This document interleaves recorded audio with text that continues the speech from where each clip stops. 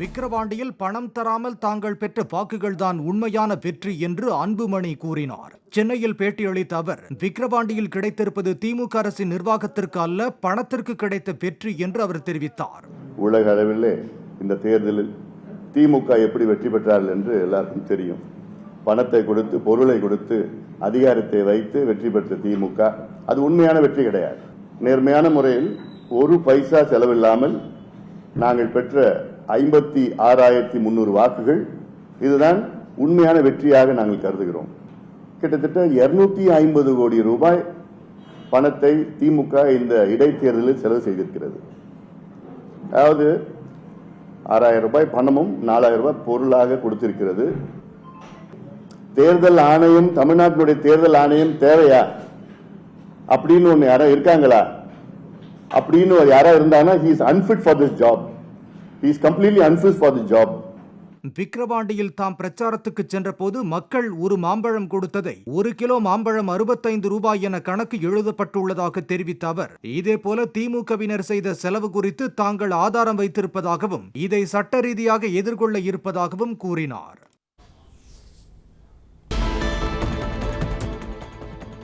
சென்னை எழும்பூரில் நடைபெற்ற SDPI கட்சியின் விருது விழாவில் மறைந்த தேமுதிக தலைவர் விஜயகாந்துக்கு காயிதே மில்லத் விருது வழங்கப்பட்டது. VIT பல்கலைக்கழகத்தின் நிறுவனர் விஸ்வநாதனுக்கு காமராஜர் விருதும், இயக்குநர் மாரி செல்வராஜுக்கு டாக்டர் அம்பேத்கர் விருதும் வழங்கப்பட்டது.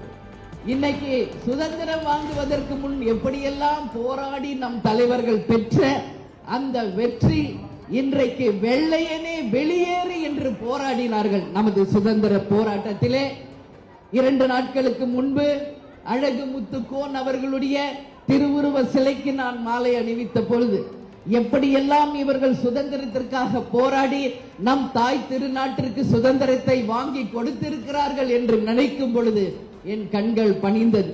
அந்த வகையில் ஐயா காயிதே மில்லத் அவர்களும் நமது நாட்டின் சுதந்திரத்திற்காக போராடியவர் என்பதை இந்த நேரத்தில் நான் பெருமையோடு சொல்ல கடமைப்பட்டிருக்கிறேன்.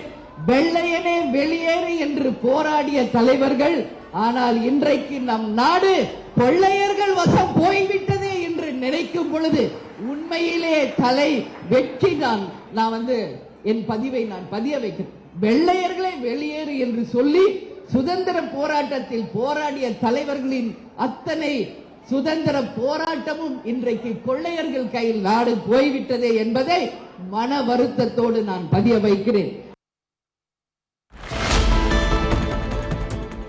சென்னை மாநகராட்சியில் 40 கிலோமீட்டர் தூரம் மட்டுமே மழைநீர் வடிகால் பணிகள் இன்னும் பாக்கி இருப்பதாகவும், வடகிழக்கு பருவமழை தொடங்குவதற்கு முன்பாகவே அவற்றை முடித்திட அறிவுறுத்தப்பட்டுள்ளதாகவும் தலைமைச் செயலாளர் சிவ்தாஸ் மீனா கூறினார். சென்னையில் நடைபெற்று வரும் மாநகராட்சி, நெடுஞ்சாலை மற்றும் நீர்வளத்துறை, குடிநீர் வழங்கல் வாரியம் உள்ளிட்ட பல்வேறு துறைகளின் திட்டப்பணிகளை ஆய்வு செய்த பின் பேட்டி அளித்த அவர் இதனை தெரிவித்தார். சென்னை மாநகராட்சி பொறுத்தவரையில் அந்த நம்ம மைய பகுதியில் ஒரு சுமார் 40 கிலோமீட்டர் மட்டுமே பாக்கி இருக்கு.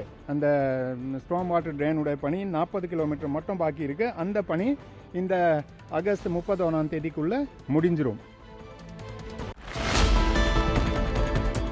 கடந்த ஆண்டில் நாளொன்றுக்கு 1 லட்சம் லிட்டராக இருந்த ஆவின் பால் கொள்முதல் ஓராண்டில் 1,70,000 லிட்டரை தாண்டி உள்ளதாக பால்வளத்துறை அமைச்சர் மனோ தங்கராஜ் கூறினார். மதுரை ஆவினில் நேரில் ஆய்வு செய்த பிறகு அளித்த பேட்டியில் இதை அவர் தெரிவித்தார். கடந்த ஓராண்டில் மட்டும் நம்முடைய மதுரை மாவட்டத்தில் பிரதம கூட்டுறவு விவசாயிகள் சங்கத்தின் மூலமாக PSCB மூலமாக 90 கோடிக்கு மேல் இந்த கால்நடை வளர்ப்பு மற்றும் பராமரிப்பு கடன் வழங்கப்பட்டிருக்கிறது.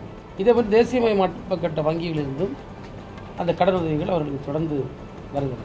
இந்த ஆண்டு இந்த கடனை நாங்கள் அதிகரிக்க முடிவு செய்திருக்கின்றோம். குறிப்பாக பார்த்தீங்கன்னா தமிழ்நாடு முழுவதும் 10,000 புதிய கால்நடை பண்ணைகள் வைப்பதற்கு நாங்கள் இளைஞர்கள் மற்றும் விளிம்புநிலை மக்களிடம் விண்ணப்பங்கள் வரவிருக்கின்றோம். விக்கிரவாண்டியில் மக்கள் எடுத்த முடிவு தவறானது என்று பாமக வழக்கறிஞர் கே. பாலு கூறினார். விக்கிரவாண்டியில் பேட்டியளித்த அவர், பணத்தை மட்டுமே நம்பி ஆளுங்கட்சி தேர்தலை எதிர்கொண்டதாகவும், வேட்பாளர்களுக்கு ஆயிரக்கணக்கில் பணம் கொடுத்து வெற்றி பெற்றிருப்பதாகவும் குற்றம் சாட்டினார். இந்த தேர்தலில் இந்த தொகுதி மக்கள் இன்றைக்கு ஒரு வாக்காளர் 5,000 ரூபாய்க்கு மேலாக திமுகவால் பணம் கொடுக்கப்பட்டு இந்த வெற்றியை அவர்கள் பெற்றிருக்கிறார்கள். ஆனால் 1 ரூபாய் நாங்கள் வாக்காளர்களுக்கு பணம் செலுத்தாமல் ஜனநாயகத்தை மற்றும் நம்பி எங்கள் கூட்டணி கட்சியை மட்டும் நம்பி, எங்கள் கட்சியினுடைய தொண்டர்களை நம்பி இந்த களத்திலே நாங்கள் நின்றோம். ஆனால் அதே வேளையில் தேர்தல் ஆணையம் நடுநிலையோடு நேர்மையாக இந்த தொகுதியில் நடந்து கொண்டிருந்தால் இப்பொழுதும் சொல்லுகிறேன், பாட்டாளி மக்கள் கட்சி தான் வெற்றி பெற்று இருக்கும். காவிரி விவகாரத்தில் முதலமைச்சர் ஸ்டாலின் புலி போல பாயாமல் பூனை போல பதுங்குவதாக முன்னாள் அமைச்சர் RB உதயகுமார் தெரிவித்தார். திமுக அரசில் போதையால் ஏற்பட்ட பாதிப்புகள் என்ற தலைப்பிலான துண்டு பிரசுரங்களை மதுரை சோழவந்தான் பகுதியில் வழங்கிய பின் பேட்டியளித்த RB உதயகுமார் இதனை கூறினார். தமிழகத்திற்கு தினமும் 1 TMC தண்ணீர் திறக்கும்படி காவிரி நீர் ஒழுங்காற்றுக்குழு பிறப்பித்த உத்தரவை ஏற்க கர்நாடக முதலமைச்சர், துணை முதலமைச்சர் அங்கே ஆர்ப்பாட்டம் போராட்டத்தில் எல்லாம் தூண்டிவிட்டு நம்முடைய உரிமையை பறிக்க நினைக்கிறார்கள். ஆனால் இங்கே நம்முடைய முதலமைச்சர் தமிழகத்துடைய ஜீவாத உரிமையை காப்பதில் இன்னும் அவர் தூக்கத்திலிருந்து எழுந்திருக்கவில்லை.